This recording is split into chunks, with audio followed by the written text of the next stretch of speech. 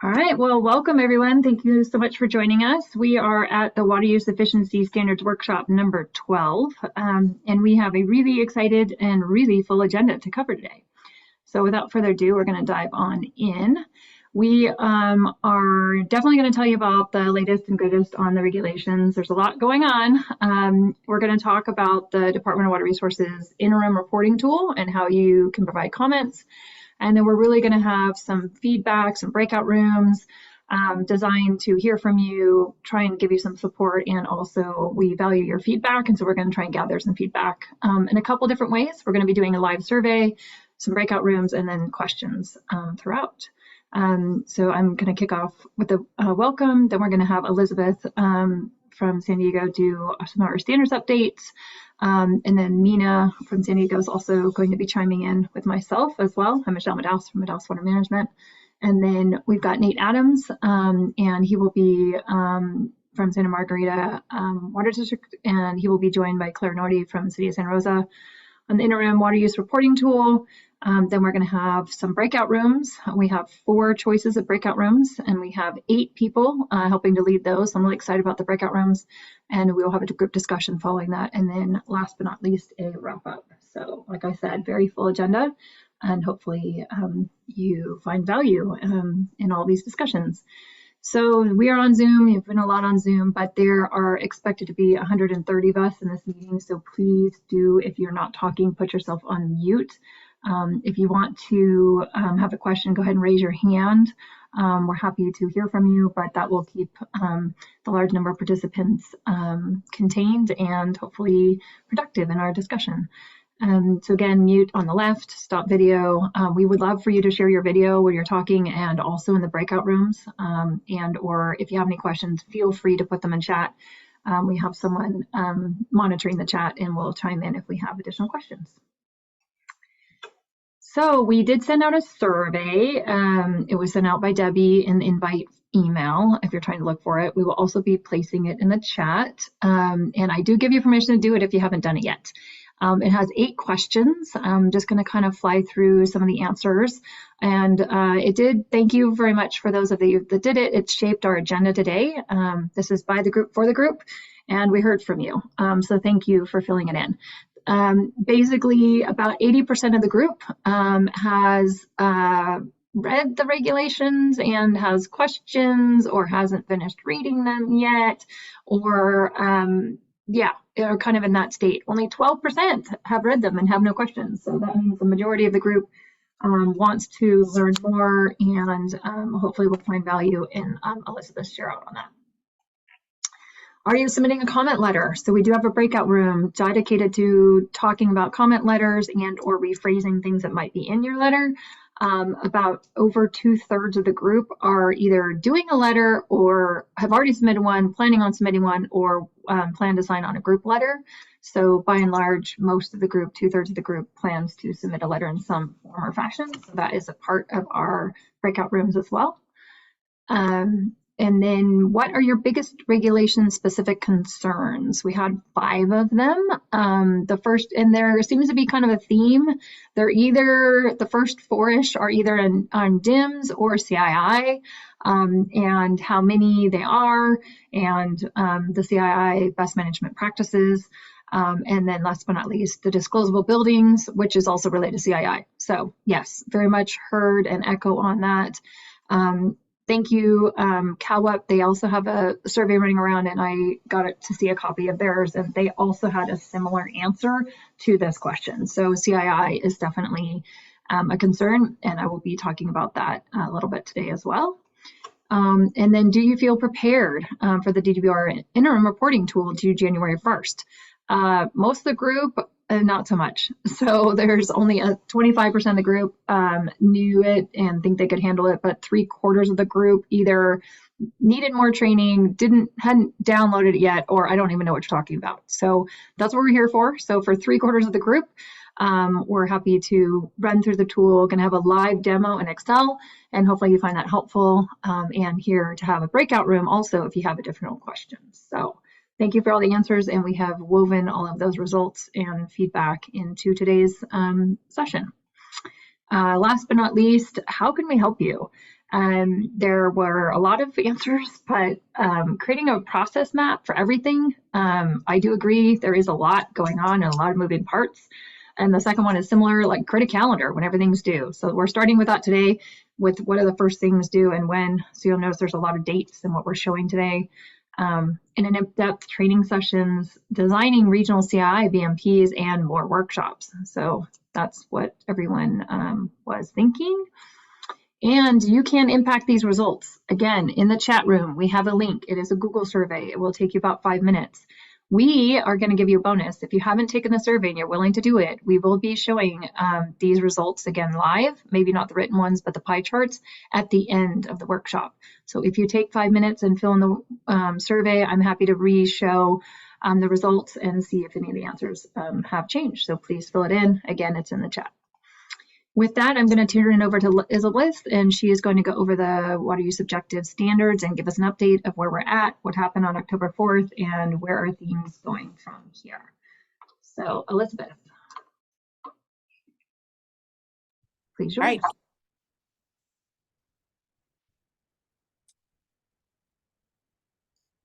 Can you hear me? Yes, we can hear you, but we don't see your camera.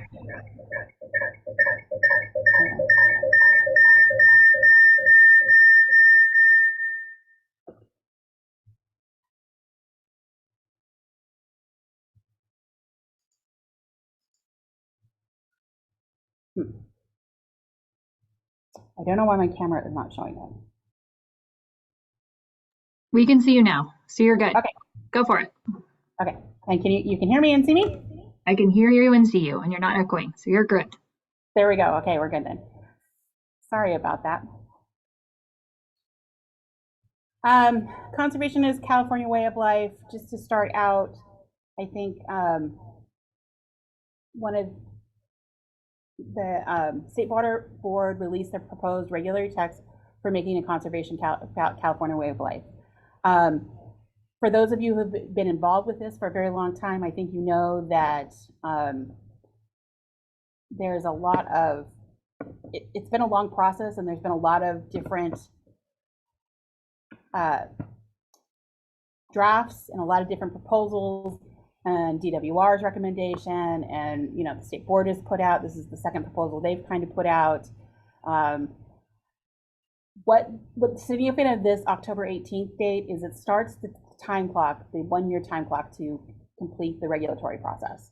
So for those of us that have been on this for 5 to 7 years, depending on when you start counting, we have less than a year left. They will have to approve something by August of 2024.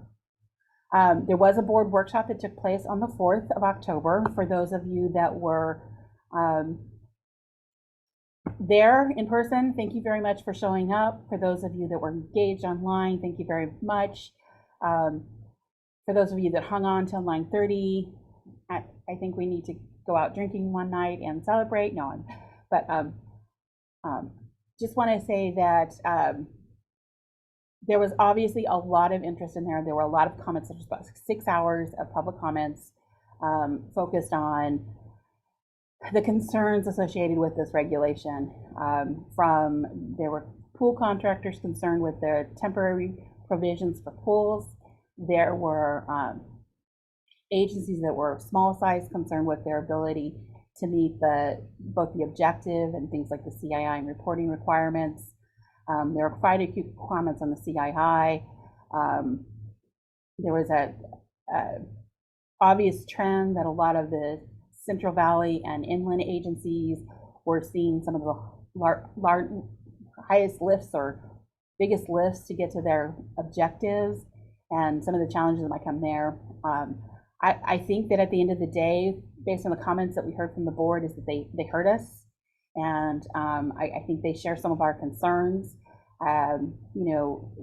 We still have a ways to go, and I think hopefully in the next few months we'll be able to work with state board staff and change a lot of the things that we have major concerns about. Public comment is not over. Public letters are due on October 17th. So if you didn't get to put your speak orally on the 4th, or you just want to put your Concerns in writing, October 17th is when those letters are due. Aqua has put together a very comprehensive letter, and they are collecting logos for that. If you are interested on signing on to a group letter. So, next slide. There's three really major components of this regulation. The first of them is the objective, and that's the budget that you have. So it's the indoor and outdoor use for residential. It's outdoor use for dedicated meters and CI with an UWUO technology or a dedicated meter. And then the water loss plus variances plus adjustments. That's going to be your water budget. Depending on where you are and your water use efficiency journey, you may be close to that objective. You may have a ways to go to get to that objective, or you may be under that objective. So the objective is really going to impact each individual water supplier differently. The next one is the CII requirements. And those are going to require agencies, we're going to dive into these deeper, but they're going to require agencies to categorize customers, track the indoor use for mixed use meters, or put in dedicated meters, and implement best practices. And all of us are going to have to do all urban retail water suppliers are going to have to do reporting. So click again, one more time. Yeah, no matter how you are with your objective, if you are, using half as much water as the state is defined as efficient, you will still have to do all the reporting and the commercial industrial institution best practices. And so this is all urban retail water suppliers are going to have to do something for these two categories. And the lift in these categories, the effort that's going to be required in the resources are, I would say they're quite significant. Next slide.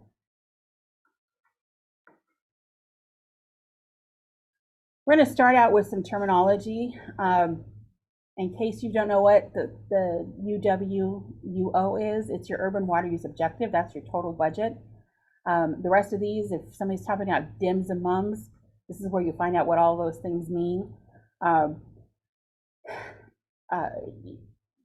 think we're inventing a new language of this, but hopefully this will be a resource for you so you can kind of look at it and figure out what is being discussed. Next slide. I'm sure all of you have seen this many times. This is the basis of the water use efficiency objective. Basically, you have your standards, your variances, and your potable reuse bonus. That ends up being your objective. The first time you will be required to calculate your objective is January 1, 2025, and penalties could start in January 1 of 2027. In all cases, you will be required to meet the sum of the objectives. The only one you have to meet individually is the water loss standard. Next slide. So for residential, looking at residential, next slide. Indoor is done. It was done with legislation. It's been finalized. It goes from 55 gallons per capita per day use in 2020 down to 42 in 2030. So we're not expecting any additional changes to that. Next slide. The residential outdoor budget, there's no really new changes to that. One of the things that's a little bit different is some of the special landscape areas that are traditionally, or how they're defined in the UWUO, they redefine them as special landscape areas provincially. So they would be special for till 2027. So that's something to kind of take a look at and pay attention to. Next slide. Other special landscape areas, edible plants, areas of recycled water, like I said, they are included in the defining residential target.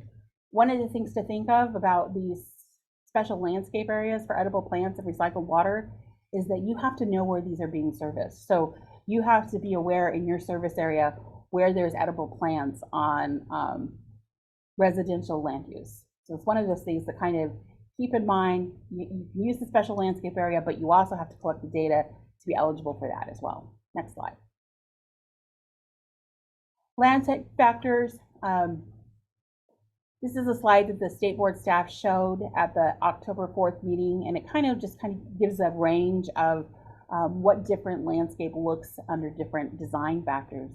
One of the challenges with this is that this is design factors, and as many of us know, design factors and reality don't always match up, and it tends to be, in reality, things leak, things don't perform as designed, things age, and keeping landscape at the design factors is one of the challenges that we've shared with the state board, that meeting these targets are not going to be as simple as it might seem when you just look at the MWUWO or other things. There's going to be a lot of work, and we're going to have a lot of changes in our landscape across the state if we're going to really meet those low standards that are out there in 2035. Next slide, please. Commercial. This is for the landscape budgets for the outdoors. Again, there's no changes on this. One thing to pay attention to is the 0.45 for new areas. They're defining new areas to be you have to submit a report with MWUWO to get landscape for your new areas. So that's something that keep in mind. Not all landscapes that are newly installed are reported to the land agency and end up in an MWUWO report. So again, this is an area where we hope to work with the state over the next couple of months and come up with either default back to some of the DWR provisions on how you could define new landscape, or come up with something new so that we're not relying on land agencies to capture all the brand new irrigation within an entire service area. Next slide, please. Next slide. Variance and temporary provisions. There are a lot of variances. One of the things that was brought up in the workshop, and I think it's important that we keep in mind and we communicate to our leaders and to the state board and to others, is that variances aren't meant to give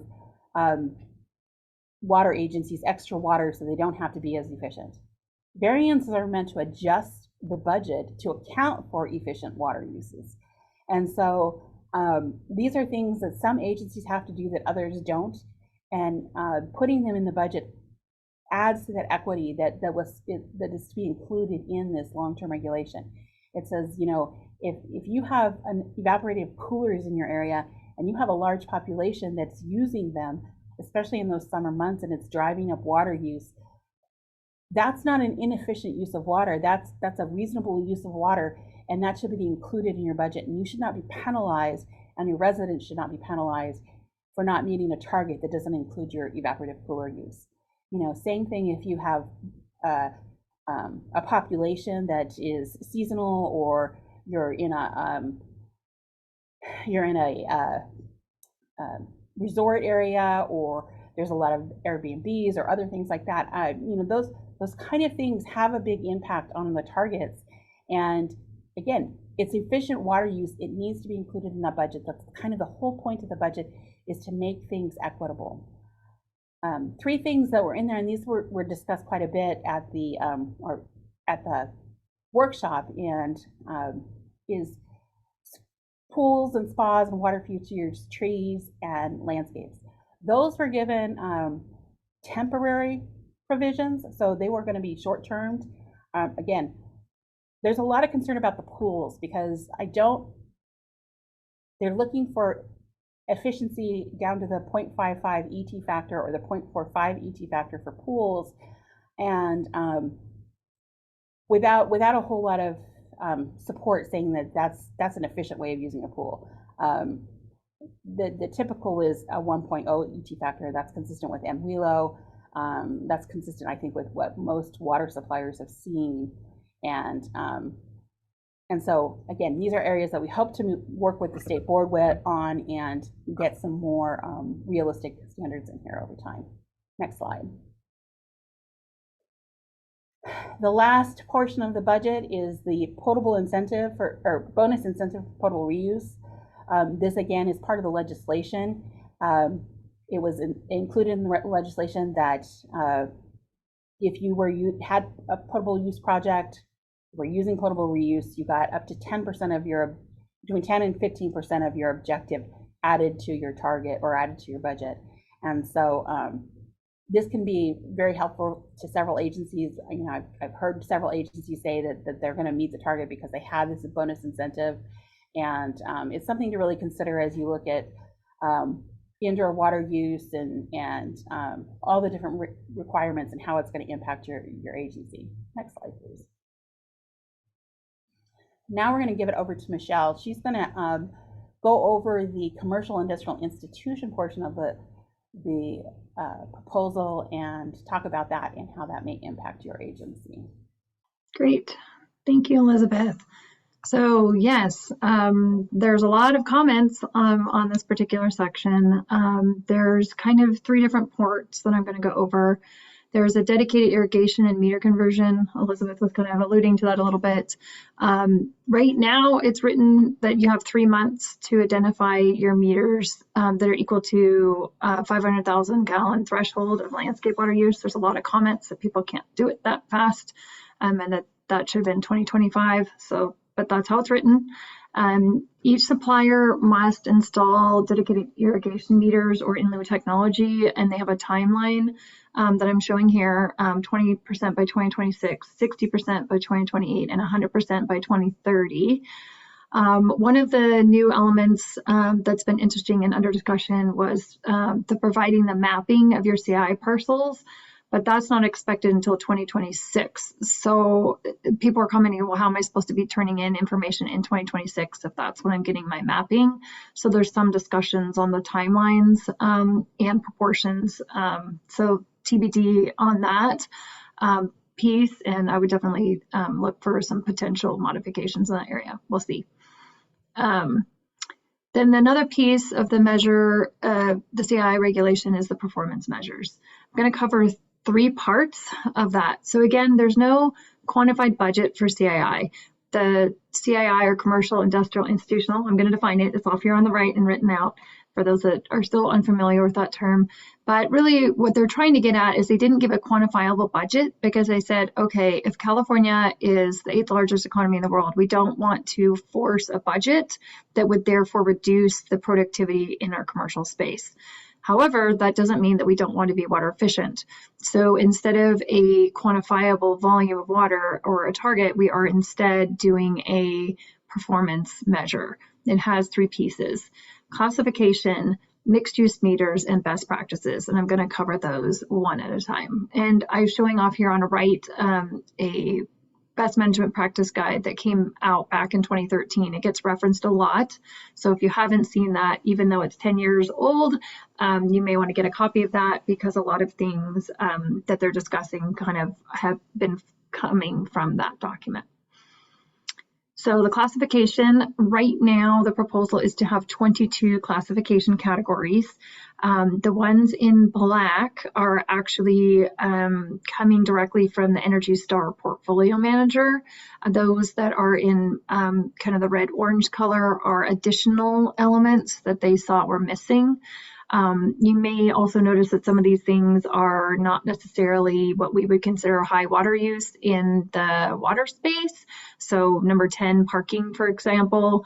Again, this is an energy-based list. So in parking lots, you would have, a lot of lights, but not as much water use. So if you're wondering where it came from, that was the source, because they're intending to hopefully align the water and energy closer so they can do benchmarking and things like that. So that's where this list came from and the additional categories that they are requesting at this time. So CI performance measures, continued is the timeline. So it's what is it, how are we doing it, and then the timeline. So the timeline as of right now is that on January 1st, we are supposed to be turning in how many CI customers do we have, the total number of people that you have classified. If you've classified them, what categories have you classified them into? So if you haven't done any classification, well, then you would state that. But if you have been doing classification and you know which categories they want you to submit that. So that again is due January 1st this year, to demonstrate where you're at. It's kind of setting like a kind of a mini benchmark of like, where did I start, and then they'll kind of keep working with you as you start classifying your customers. So the timeline as of now is 20% classification by 2026, 60% classification by 2028, and 100% classified by 2030. And then you have to maintain a 95% classification rate after 2030 on an annual basis. What does that mean? All that means is that you need to take your commercial accounts, which were usually just in one category, and break it down into those 22 categories I just showed. But things in commercial are not static. As you know, businesses open, businesses close, things change. Some things change more often than others, like restaurants change on average every 7 years. Things like schools don't change as often, but by and large, you're supposed to keep your list up to date as they turn over. And that's the 95% classification rate after that. So that is what's currently proposed under the regulation. The goal by classifying is that then you can use this information to kind of help guide some of your best management practices. So if you are striving to do this, I would recommend maybe starting with your larger ones, because that flows into some of your best management practices I'm going to be talking about in a minute.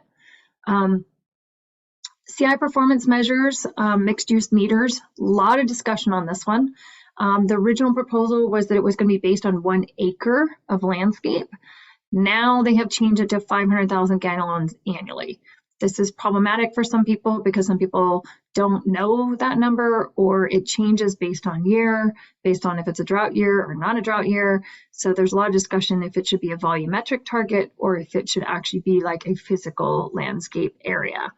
It was originally 1 acre, and now it states 500,000 gallons annually.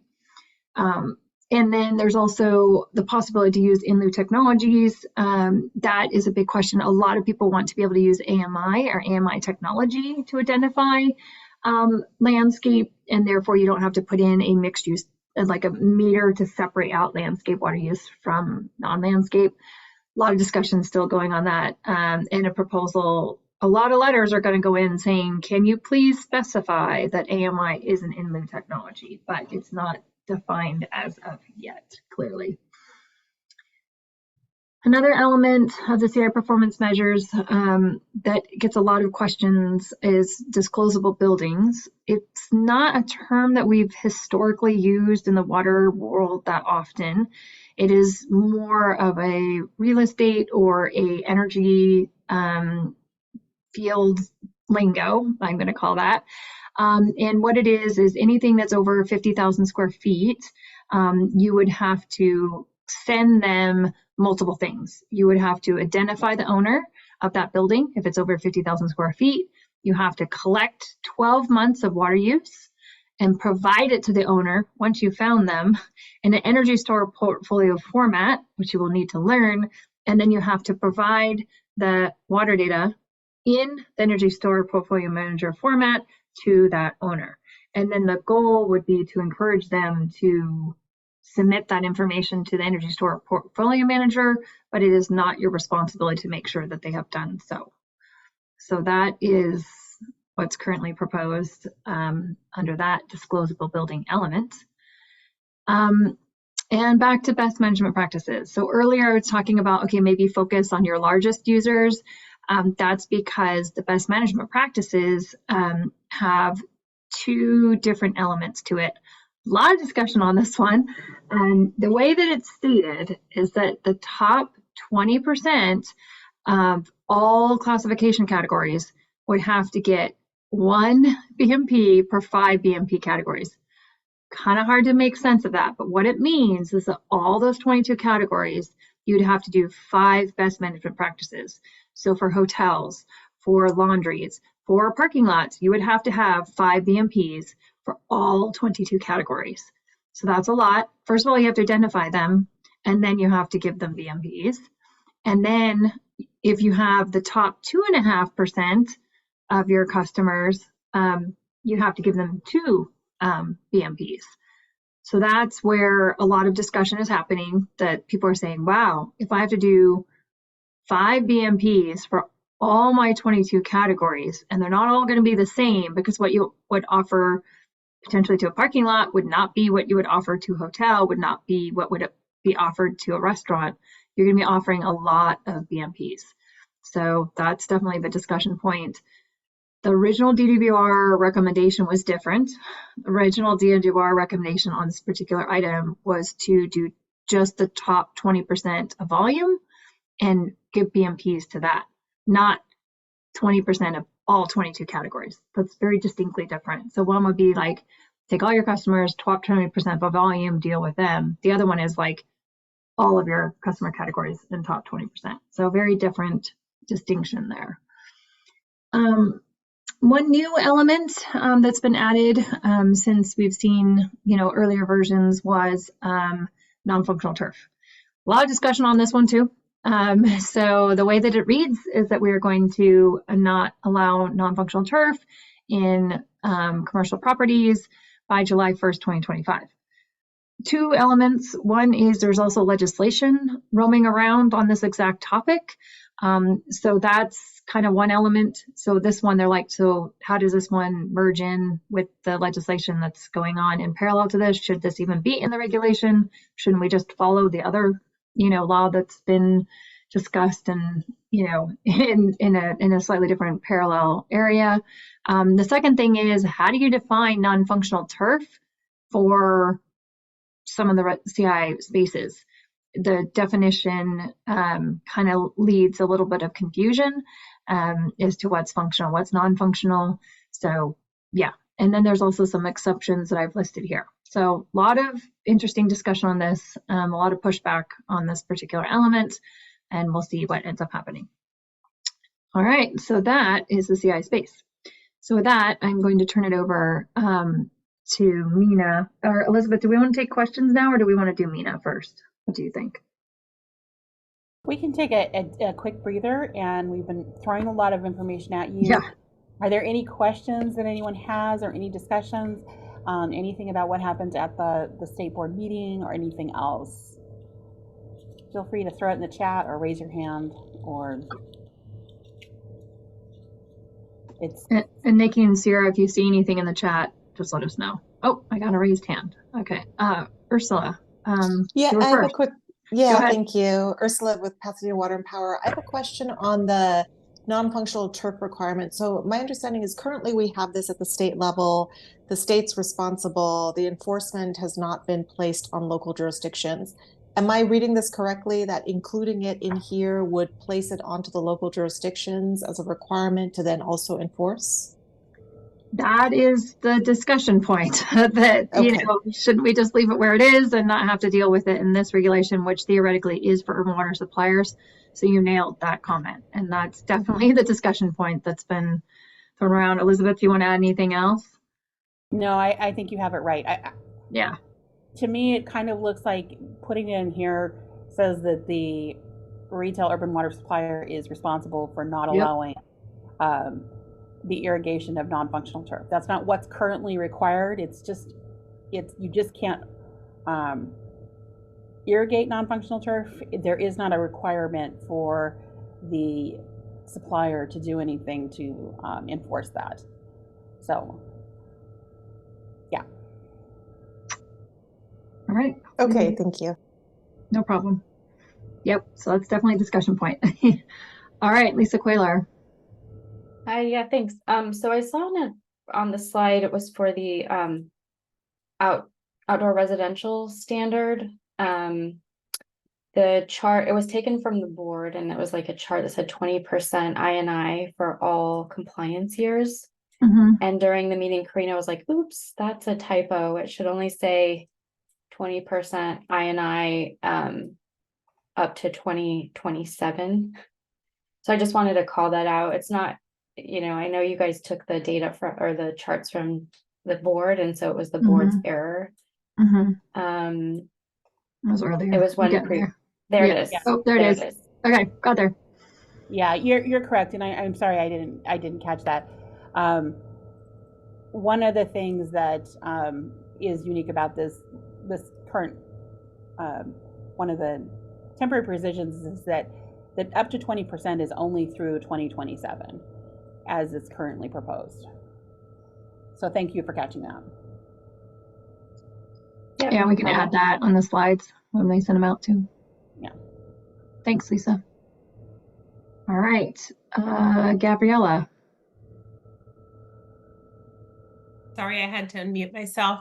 On the variances for livestock, I know in the past they had kind of mentioned about, I know there's like the weight requirement, but have they mentioned about like how we're supposed to like submit documentation that you know, that customers have a certain type of livestock over, because there's no way we're going to know that. I mean, like, we're not going to go out there and weigh cows and horses and all this. And so have you seen anything that says how that's going to be?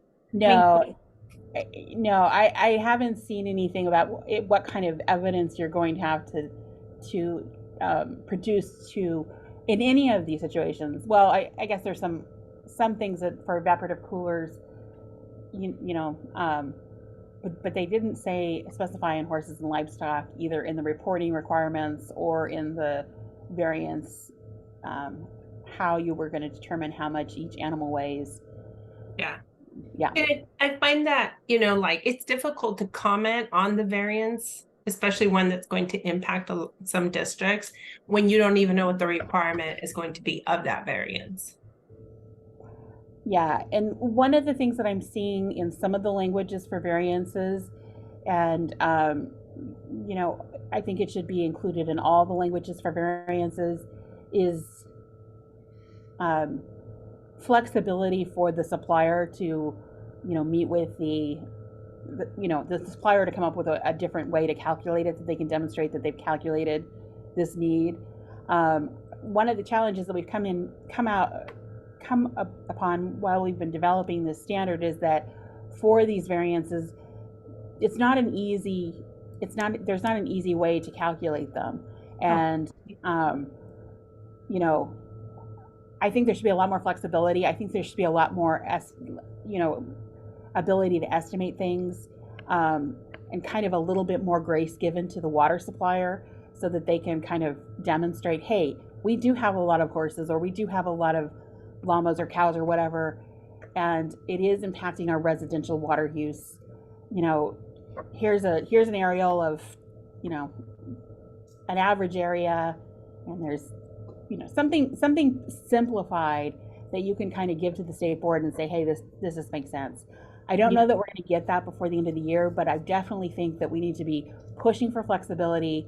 The other thing I'm really pushing for is that before any sort of conservation orders go out or any sort of fines go out, is that the state board or DWR or somebody from the state has to provide technical assistance for suppliers to help look at these variances to see if these need to be added to somebody's objective.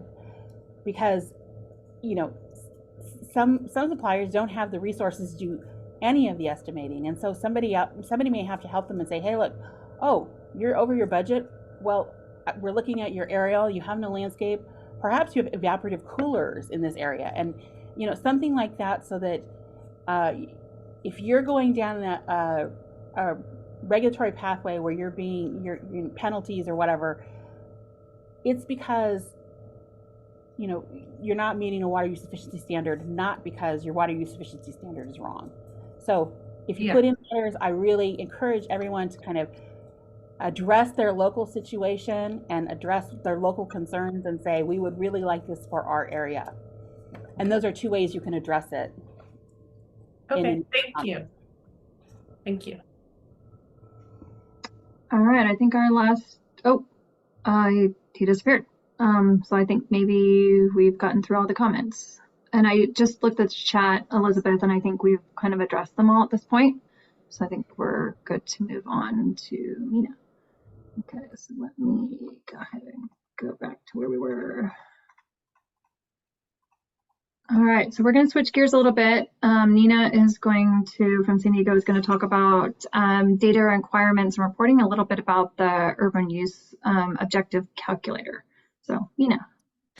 Thank you very much. Good afternoon, everyone. My name is Mina Ziai, and as Michelle said, I will briefly review the requirements and reporting.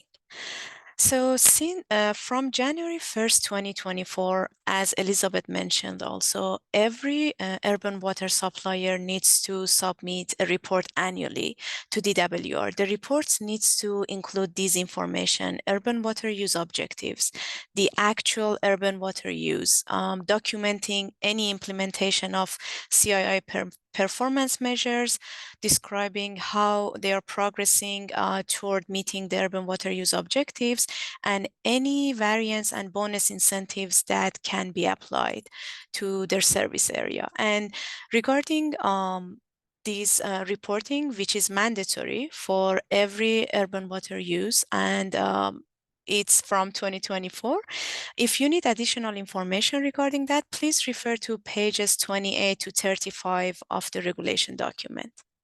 Thank you. Next, please. So the data that is required to be included are CII measurements and meter location, updated population, DIM, which is dedicated irrigation meter, and mixed use meter identified and located, special landscape areas. Part of that is any recycled water irrigation, pools, functional turf areas, and so on. And again, any variances that are applicable to each service area. Next, please. So as part of this regulation, State Water Board has provided a water use objective calculator tool that is accessible to public. It can be found on the board's website, and here you see a screenshot of the tool. So currently, they included data for 396 suppliers through the state, and the data includes from 2017 to 2021 for those suppliers.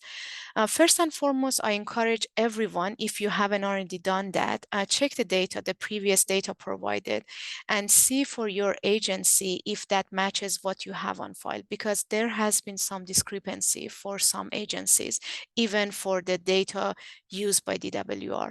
And for those who are not too familiar with the tool yet, there are 3 different tabs. The first one, as you see on the screen, shows the data. So you can choose your supplier from the top tab, then you can choose the year. And obviously, in order to, thank you very much, in order to check to see how you will do for 2035 based on the proposed standards, the quickest way, if we assume everything else matches what they have on file, is to change the tabs that are shown. So first and foremost, change the residential indoor use to 42. It's based on the proposed standards. Then the outdoor use needs to be changed to 55% or 0.55, and the landscape changed to 0%. By that, quickly you will see where you will stand for your service area, how much reduction does your area need, and if you're matching without any reduction. So that's a quick check for everyone. If you're not too familiar with how the data is calculating or what are the inputs, the second tab on top shows DWR has provided what are the inputs, and the glossary goes over the definition of those data. Next, please. So the input data is using various resources. For example, the population is coming from electronic annual report. So first and foremost, please check to make sure that, and again, different individuals within agency can submit and report this data. So it's very important to make sure the data is up to date. Again, it matches your record for your supplier and agency, and it's consistent with what they have on file, which you can also add it to your comment. The second one is landscape measurement information, which DWR has used 2018 imagery, which is 5 years old by now. So for the areas that have had lots of landscape changes and updates, you need to reach out to your land use agency, to your city, and make sure you get the most updated landscape, and then use the Model Water Efficient Landscape Ordinance, or MILO, as Elizabeth mentioned, to report on those new areas. Again, because the data that you saw on previous slides are based on 2018 imagery, and it doesn't include any changes since then. And lastly, evapotranspiration and effective precipitation is based on CEMES station, which again is public and you can check for your area. Next, please. So what are the unknowns with the current regulation and proposed standards? First and foremost are the landscape areas associated with non-residential water use. What does that mean? Means any area with dense population, such as multifamily, lots of HOAs, which is not clear. What is the residential or non-residential water use. Next is impacts of variances and potable reuse bonus incentives, because again, they haven't been included. There is in the formula, but nobody has checked those impacts yet. So we don't know how much it will change the standards. And lastly, changes in landscape areas, as we said, again, because the current data is 5 years old, and we are not sure within next 10 years till 2035 how much more it will change. Thanks. Next, please. So what is the next step based on what we've been through and what we mentioned? There are some general concerns, which some of them were brought up at the board's workshop on October 4th. First and foremost is feasibility of meeting this objective. Again, from 24, we are every urban water retailer supposed to report annually, and also 2025 the standards start. So is it feasible to meet them? Is it feasible for CII components? Also, the general idea was the objective should result in water savings and long-term resiliency. So does these new regulations meet that, or does it create more burdensome for agencies, especially smaller ones that are in disadvantaged communities? And within that, how much cost is included within these changes that every agency needs to meet? And finally, I think the main comments is that there should be some flexibility regarding each local agency, because each agency is dealing with different variances, different conditions. So flexibility is very important key. Thank you. Next, please. So some general questions, because as it was mentioned, the comments are due by next week, October 17th. So if you haven't already done that, please check the objective tool and see how your agency will be impacted. First of all, are you even meeting the standards? If not, how much reduction is needed and how much changes are required? And as part of that, these are the questions that we can ask. First, what data is needed? Do you know the CII measurements for your service area? How about the DIM and MOM identified and located? Or is there any special landscape areas or variances that can be used to meet the standards? And the other question is, how can you comply with the requirements? As Michelle mentioned, the BMPs, the classifications, are those clear? Do you need additional assistance or no? And again, the reporting that is mandatory from 2024. And basically, this is a general comment that what do you need to meet the standards and regulations? And with that, I turn it back to you, Michelle. Thank you. I think just a couple comments to add on the reporting and the data that's included in here. I think we're all seeing that there's a lot of information that's going to be required from each individual retail urban water supplier. I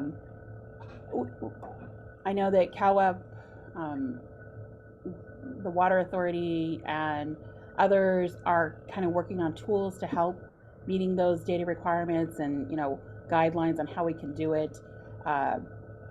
That's one of the things we're going to be focusing on as we go through the next year to kind of figure out, there's the 2024 reporting, which we're going to talk about in just a minute, but also looking ahead to 2025 and beyond, how you're going to collect all that information and how what's the best way to figure out what special landscapes are versus non-functional turf versus whatever.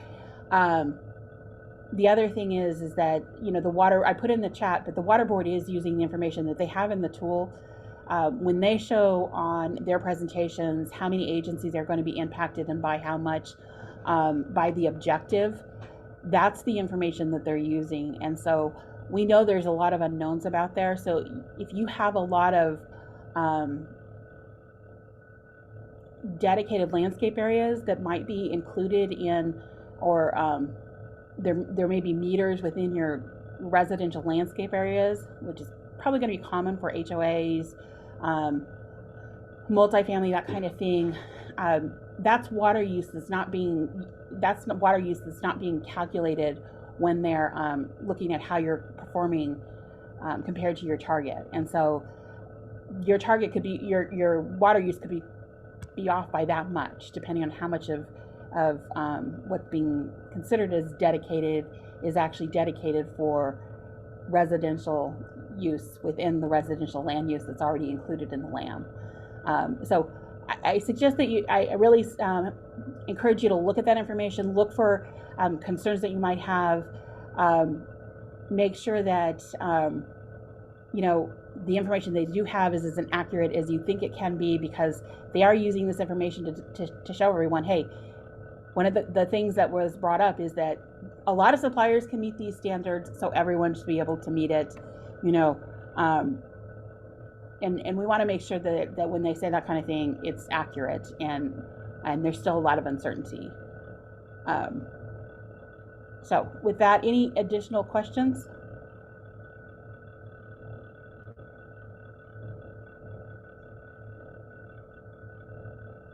All right.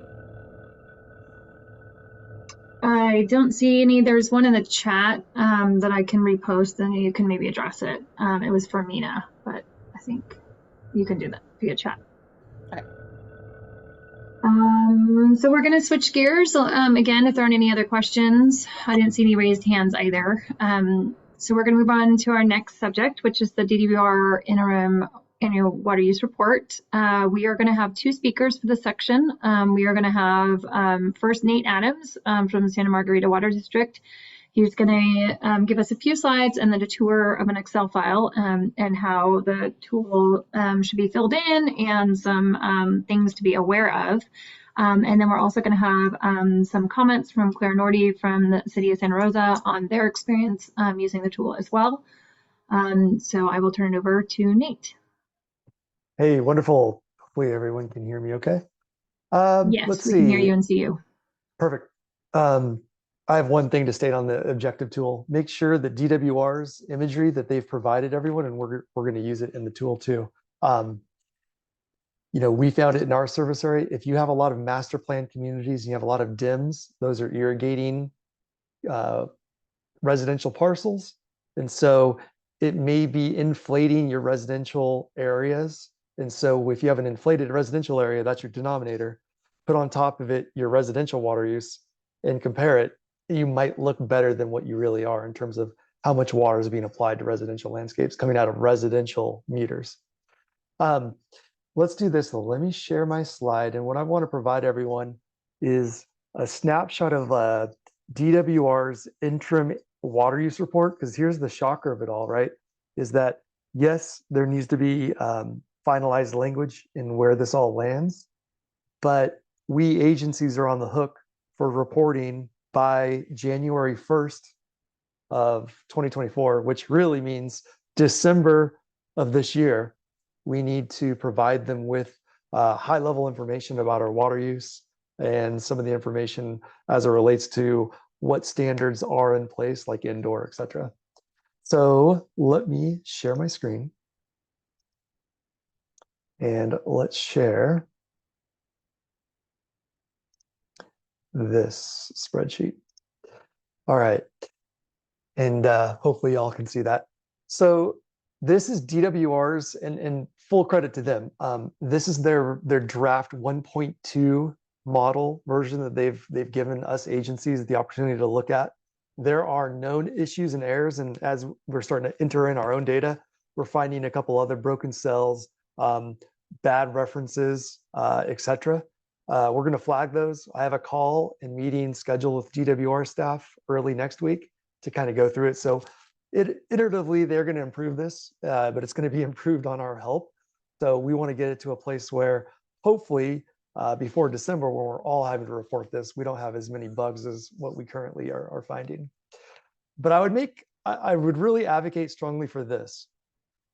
If you are the one that can pull data out of your billing database, terrific. That's going to be good. You're already a leg up. If you are reliant on someone else in your agency, do yourself a favor now, start going through this spreadsheet, just understand the vernacular and how and what data types they want so you can understand it, number two. But really importantly, you can start to interpret it for whomever in your shop is going to pull the data. It's going to help them, and it's one of those things where help them help you yourself. So let's focus on this spreadsheet. High level, first thing is the README. The key thing here is the color-coded, and let me just scroll in so you really see it. The key here is the colors. If it's gray, it's kind of like it's going to be pre-calculated for you. DWR is trying to do the heavy lifting. That said, and this is really important for all of us, sometimes I've found their formulas and calculations to be incorrect. So, we need to not treat everything as gospel, but let's just say that if it's gray, it's a calculated field. What we're going to focus on are the green and yellow, if you want to call that yellow, beige fields. This is where we need to input data. It's not obvious why there's two different colors. Green is kind of like, hey, agency, you need to really go pull this data out of your billing database. Yellow might be the same and or somewhere else this data has been provided or given or calculated for you. Either way, you've got to input data in these colors. So focusing on going forward on this, I would focus more on, what's odd is that my spreadsheet is no longer wanting to jump. Has anyone had a Zoom issue where you can't see the other tabs? Do you know if it hard codes that in terms of sharing mode? I think if you just zoom out a little bit on your screen, you should be able to see it. Yeah, because that's odd. I'm not able to jump to the different worksheets. Let me stop sharing for a hot second. All right. If and not, I can try. Yeah, you can email it to me and I can also pull it up as well. It was able to jump to the different worksheet now that I shared it again. All right, so this is the summary sheet.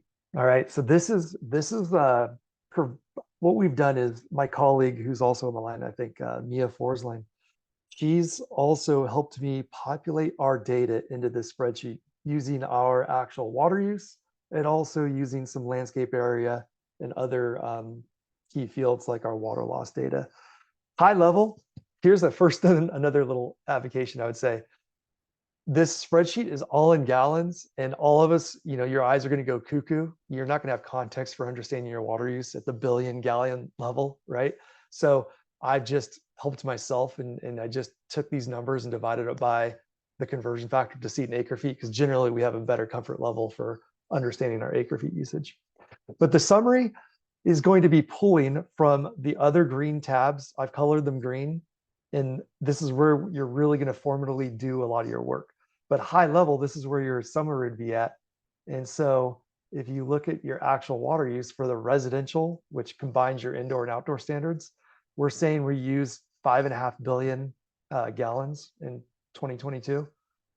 Our objective would be just over 6 billion gallons. Big asterisk on that though. I've used DWR's provided area data. And so, as I already previously mentioned, some of my dim numbers or areas really cooked into the residential. So we look like our residential areas are meeting it. Anywho,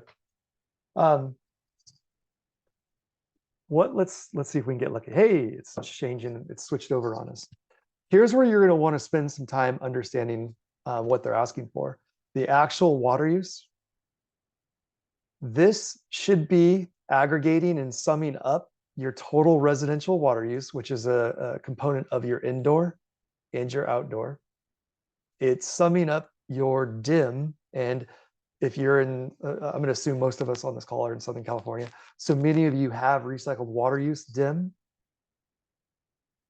And we are asking DWR to make these changes. And this is kind of broken right now.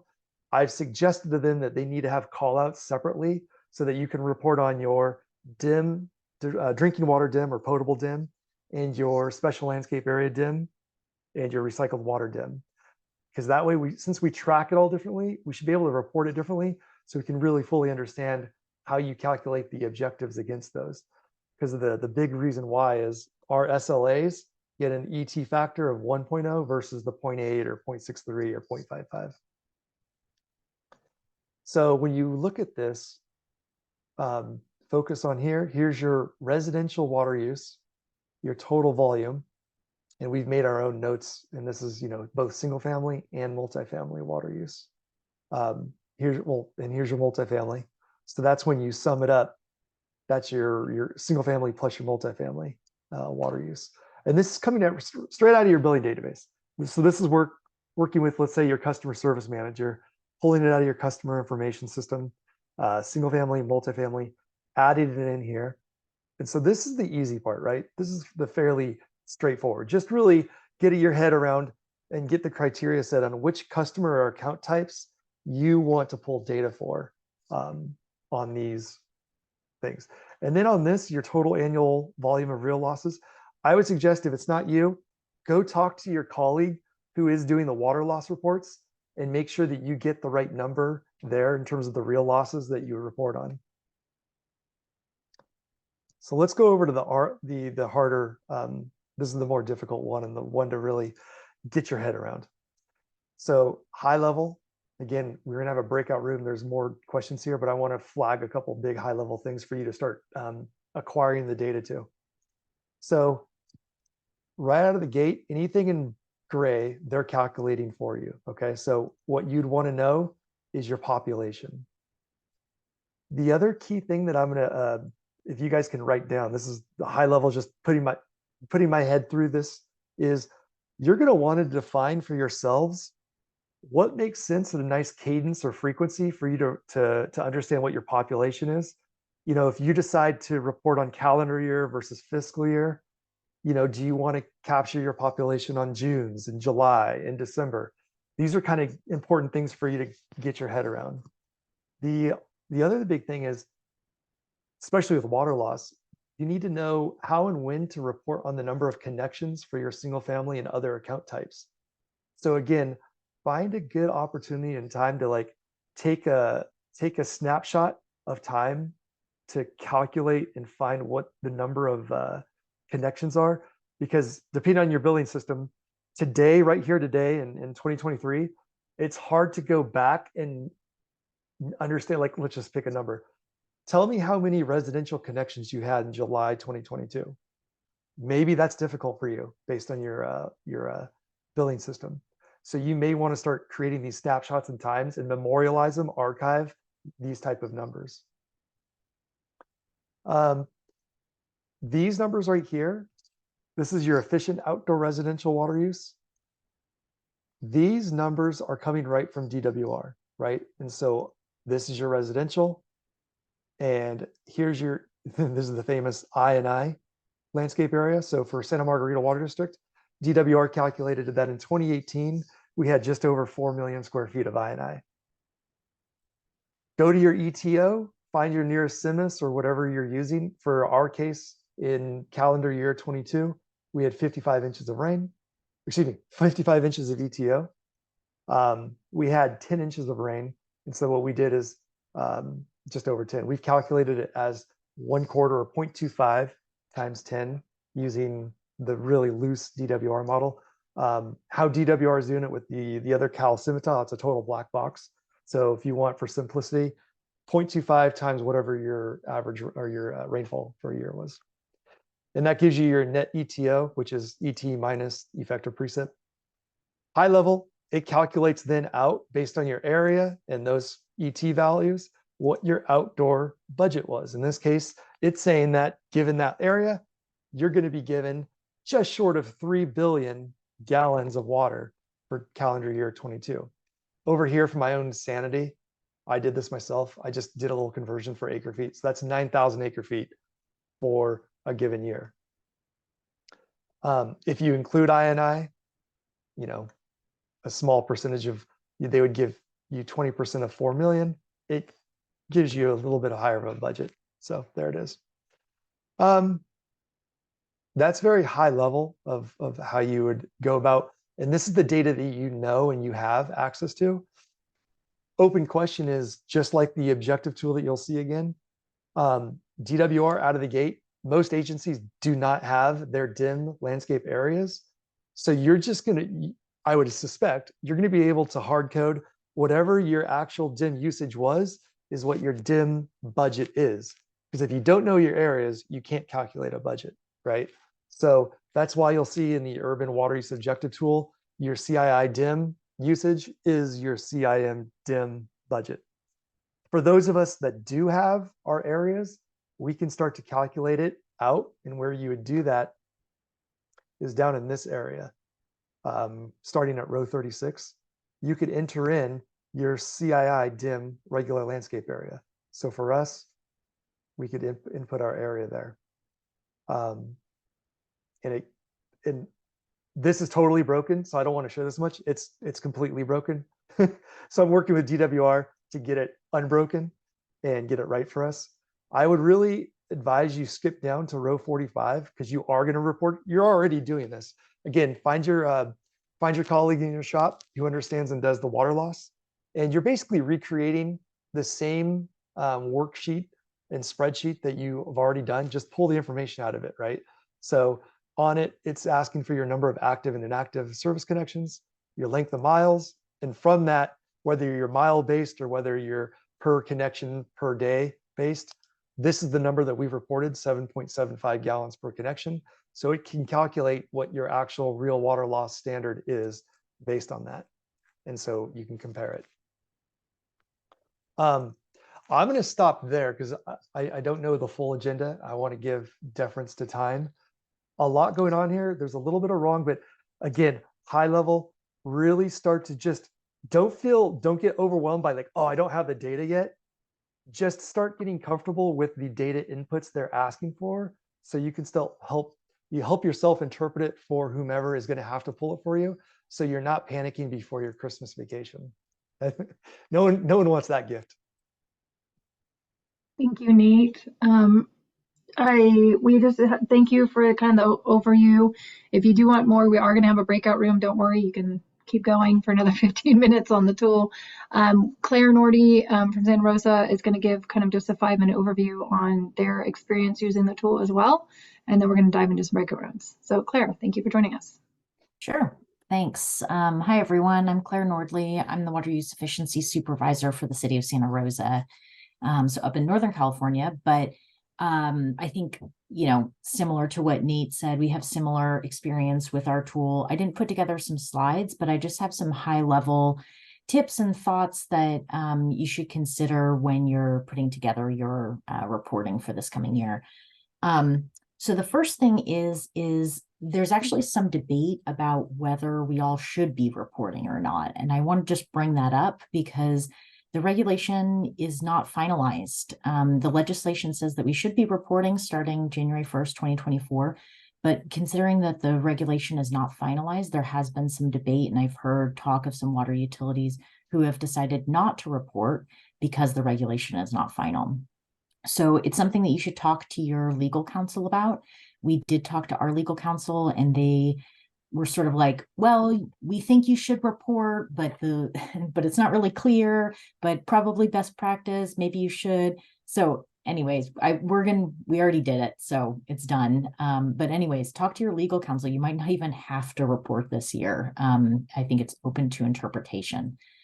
The second thing that I wanted to mention is reporting year. So okay, great. I'm glad, Michelle, that you're bringing this up. So data can be calendar year, it should be calendar year 2023, right? You mean last year? Correct. Yeah, this is how they stated it, just so you know. That's another mistake. So Okay. if you're reading it, I wrote it out the way they have it, and then I pinged them that we can't be reporting on 2024 because it haven't happened yet. So Right. I'm writing up what I saw, but I did give them a note that, hey, you guys need to fix it. So yeah. Yeah, I think, I mean, that's, yeah, part of the problem with these regs is that I think it's open to interpretation. I think the legislation specifically says previous year. And so what does previous year mean exactly? And from my understanding of that, there's kind of three options. And again, you should talk to your legal counsel about which one you should do. I've also emailed state board staff saying, you know, these are the things that I think. Do you think that one of them means this or that? So I'm happy to report back to the group when I get more information. But basically, you sort of have three options about what previous year means. Option one could be that that on January 1st, 2024, previous year is 2022. So that could be you're reporting for calendar year 2022. The second option is that you're reporting for fiscal year 2022, 2023. And then the third option is you're reporting for calendar year 2023. The third option, reporting for 2023, is almost virtually impossible, right? Like you'd have to literally be working on New Year's Day to pull all of your data from the last year with the year just having ended the previous day. So that doesn't really make any sense. The fiscal year also has complications depending on when you report for water loss. If you report water loss data on an annual basis and not a fiscal year basis, you're going to have to figure out how to take two separate reports and sort of average them together in order to report one number for an annual basis. To me, that's really confusing. And I think if you report in that way, there will be confusion with what your actual use is compared to your objective. And I could see, you know, our customers being confused, the media potentially being confused about exactly what those numbers mean. So there's drawbacks to both of those approaches. My suggestion is that, and what we think we're going to do is report for calendar year 2022 on January 1st, 2024. That gives us a full year to QA, QC the data. It's technically a previous year. Our legal counsel is okay with that. So I would be curious to hear what other water utilities are doing if they've thought about this, but it's something to talk about with your legal counsel. I see Gabriella's hand out. Maybe you have a suggestion on this. I've heard it too, like think about your water loss reports too, and how it merges in with that as well. Sorry, Yeah. go ahead, Gabrielle. Yeah, I thought that Charlotte Eli from the state board mentioned in one of the meetings that as long as you submit your report before the very end of this year, then you would use 2022 data because technically that is the previous year. Yeah, it's a great, maybe, I hope so. I remember her saying that. I heard it too, because technically if you're in 2023 and you submit December 12th, we'll just say 60 days from now, December 12th, then you're submitting in 2023. So 2022 is the previous year, right? Yeah. That's what she said. Yeah, I heard the same thing. Yeah. That's what Sabrina said. And I see some other people saying that in the chat at the CalWET plenary. And that's great. But I think we also need to hear from state board if they have a different expectation. And I'll be curious to see, you know, like I said, I just sent Charlotte and Karina an email today saying, you know, this is what I think it is. Do you agree? Like listed out the three options. So we'll see. Like I said, I'm happy to share that information, or if anyone has any other information that they want to share, I think that'd be great. But it's kind of crazy that we're being required to report January 1st and we don't actually know what we're reporting on, or even if we're legally required to report. So anyways, I guess that is a little insight into state board and DWR process. The other points that I just wanted to make, let's see, reading the summary. So there's a summary tab on the reporting tool. So, you know, after I filled in all of the portions of it, I went back to the summary tab and I was like, gut check, that does not seem right at all. And I realized I had made an error. So just go to the summary tab after you've filled everything out and sort of gut check the numbers. Does that look like what you think it is? Does it seem familiar? So just do that so that you don't make a huge error and inadvertently submit something that you thought was perfect. The other suggestion, I think Mina mentioned this, compare your reporting to the state data exploration tool to see if there's errors, if your numbers are different than what they're suggesting. Again, just sort of as a gut check, especially if you're not really sure what your actual use is, after you enter that, like, how does this compare to the objective? Just go to the data exploration tool as another gut check. The tool is not perfect. There's many flaws in it, but it'll at least get you probably closer, or you might detect an error in the data exploration tool. So again, just sort of cross-referencing all of your sources of data. Let's see. Oh, and then the last piece that I wanted to suggest is having another spreadsheet that you use to actually type in the source of your data. This is super helpful for us. Like, we have somebody who fills in our EAR data. I do the water loss, another person's doing this reporting with me kind of adding into it. So there's a lot of different hands in this. And if people change, as they will over time, and coming back to this, we're only doing this once a year. If you just have a spreadsheet that's sort of like, this is the source of where I got it, I pulled it on this date, here's the link to it, this person helped me with it, or I did this formula to get to this number, just write it down so that you've got it and you're not wondering what the heck you did next year when you're trying to report and make the numbers even. Because the tool itself doesn't have a place where you can write in notes. A lot of the cells are locked. So just have yourself a spreadsheet so you've got all of that information in one place. And then I maybe Nate mentioned this already, so sorry if I'm repeating it, but there are calculation instructions on the column right next to every single cell that you need to put information into. And just read those really carefully, because sometimes the definition is different than what you think it is. So for example, for us, we call all of our large landscapes or all of our dedicated irrigation meter sites large landscapes, but the state does not call that. They only consider large landscapes dedicated irrigation meters that are using over the 500,000 gallons a year. So if I hadn't seen that, I would have put in a completely different number. So just read that column where it says calculation instructions that Michelle just had up there. Yeah, and just make sure that you're following whatever their definition is, because it can be different and we all use different terms. So that was my last tip. So enjoy it, dive in, it's going to take you longer than you think.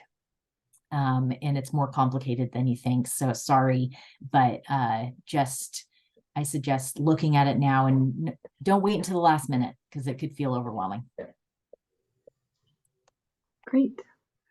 Thank you, Claire. And thank you, Nate. So what we are going to do next, these are going to be passed out as well. These are just blank sheets. Nate was giving us a tour of his live tool, but we will be giving out the slides and they will have the blank sheet and also the link to where you can get it. These are some of the other sheets that are there. You do have to make a PDF of the workbook when you're done, and we can talk about that more. So that's just a heads up of those 6 sheets, and I have that on the intro slide. So we are going to do some breakout rooms. Now is a choose your own adventure. It is based on the survey information that you sent us, that you had kind of different areas of interest. So breakout room number 1 is going to be, I still have questions on EBR in a reporting tool, and you want to join Nate, Claire, and myself in that room and ask more questions and go into the data. Number 2 breakout room will be, I plan to submit a comment letter and want to talk about it. So we have Elizabeth and Mina here to support you with that conversation. We have a lot, let's talk about the rate changes. We have Lisa Quayler and Tia from CalWEP leading that room.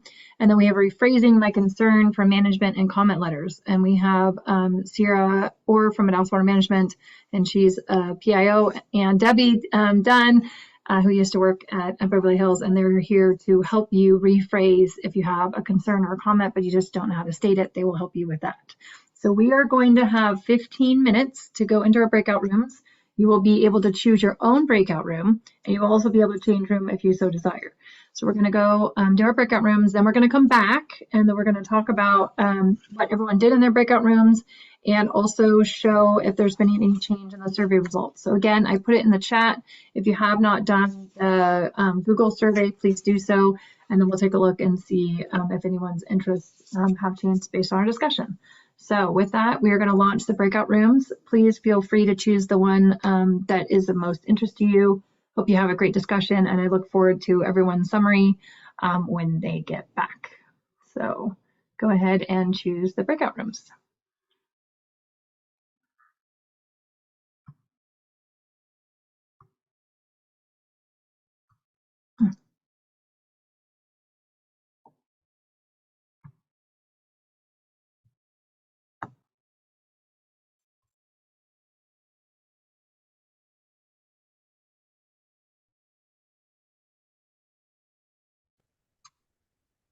Thank you, Debbie, for the reminder. Now we're going to do the fast flower version of, I'll do it in 30 seconds. So breakout number one, room number one, we talked about the concerns of EAR reporting and that we can't change them. Breakout room number two, Elizabeth was talking about the regs and comment letters and how to submit them. And breakout number three was Lisa and Tia, and they were talking about reg changes and a lot on CII and DIMS. We'll be sharing some links for that. And then breakout room number four, Sierra, was there anything that I missed after Debbie gave a summary? Nope, just, yeah, you can also just scroll up. Debbie posted that letter. It has some great language. So even if you are already really close to getting yours drafted and submitted, you might want to take a read through and see if there's anything in there that you missed. All right. Anything I missed, facilitators with the really fast flyover. There we go. The flyer. Okay. Well, I hope you enjoyed the breakout rooms and the dialogue and discussion. The last thing that we're going to do today is to talk a little bit about kind of next steps and what's coming up. And kind of if there's any other last comments. I did hear some great questions. There's been a lot in the chat and a lot shared, which is great. We will share out the recording. Feel free to use those to hopefully answer your questions. Feel free to reach out to the facilitators on those topics. We definitely do want to remind everyone that the comment letters are due on October 17th. If you haven't heard us before, I'm repeating it a third time. And then lessons learned, start your DWR interim reporting sooner rather than later. If that was the first time you've heard it, great. It's good. It's glad you know it's on the radar. Take a look and definitely try and think about the information that's going to be utilized in the time to get it done. And or if you're going to be reporting per Claire, and then go from there. I did want to give just a few minutes back to Elizabeth if there's anything else she wanted to share and or any questions kind of from the group. And this is kind of open discussion time on any topics that haven't yet been addressed. We've had a lot of dialogue, discussion, breakout rooms and things, but we did want to open up the floor one last time and see if there's anything that wasn't addressed. There we go. Brian, what's your question? All right. Yeah, thank you. If there's any part of the wrap up, what can we expect next from, I guess, the state in terms of dates or timelines? If you have it, if not, of what's been done. I know comment letters still got to go through, but if this were to go as planned from what's been done, what does the timeline look like for the state's response or approval? So the state is going to approve this by August of next year, in whatever form it comes in.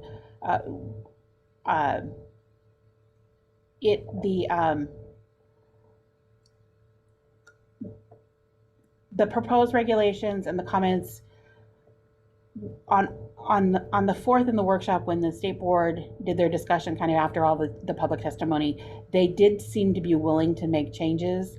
I'm cautiously optimistic. You know, I've been optimistic before, but they did seem to be really listening to the concerns and willing to make changes, especially in, I heard Joaquin especially address the CII several times, that it was still very draft and needed more work done on it.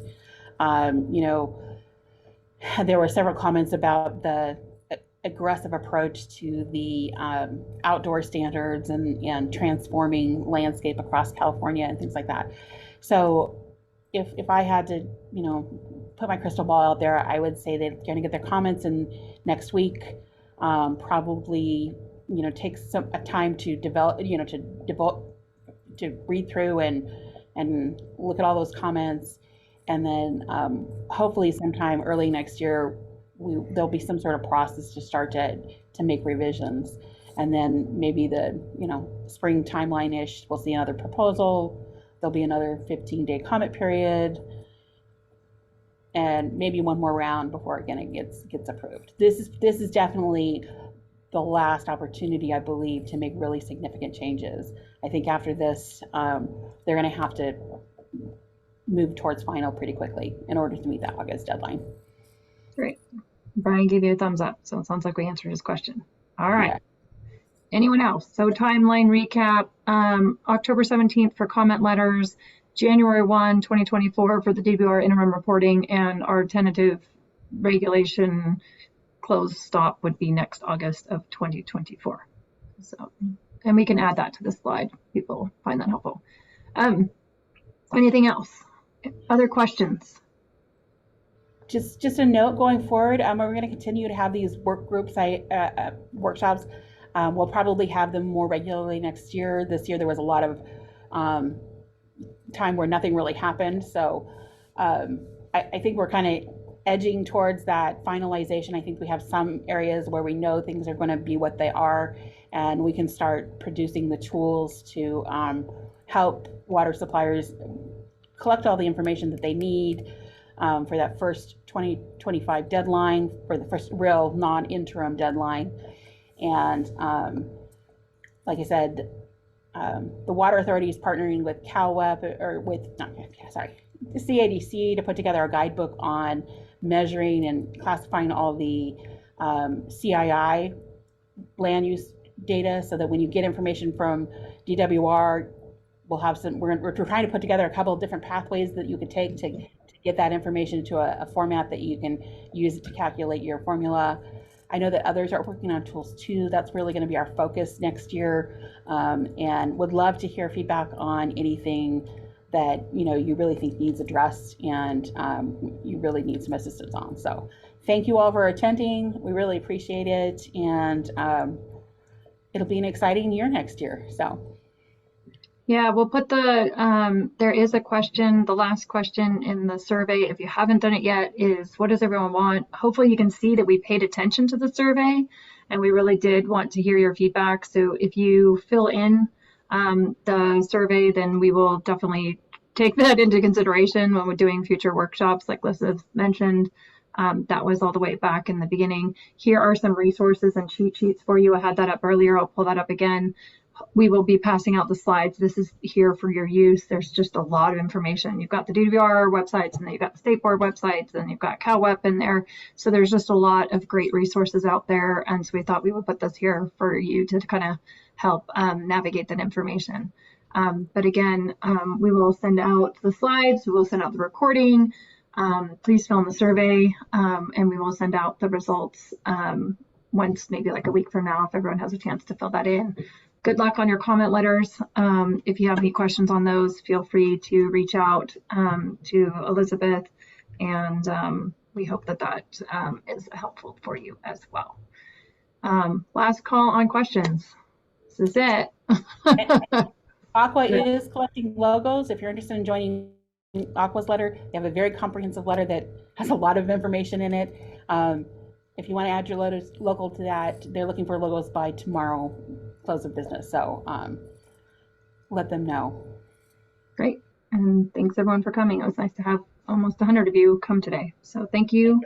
And hope you join us for the next one, and stay tuned on the topics, and we will all be doing this as a group. So thank you so much for your time, and hope you have a great rest of your week. Thank you. Thank you. Bye. Thank you.